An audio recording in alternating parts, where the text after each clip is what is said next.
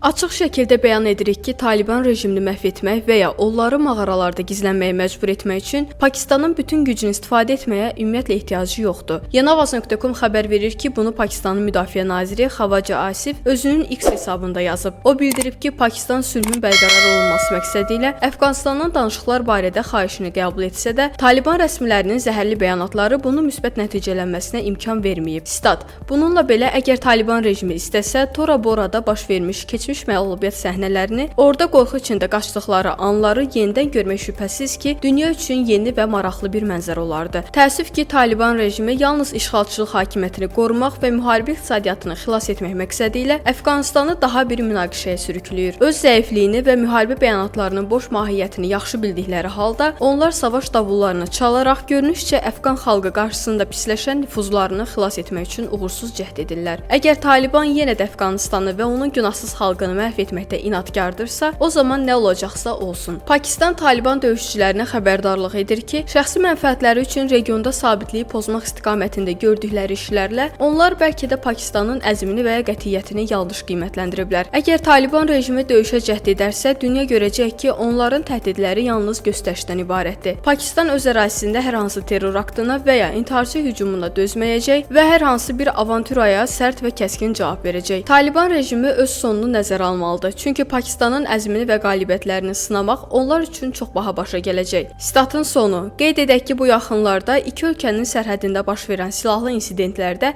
onlarla insan həlak olub. İstanbulda Pakistan və Əfqanistan arasında aparılan danışıqlar isə nəticəsiz qalıb.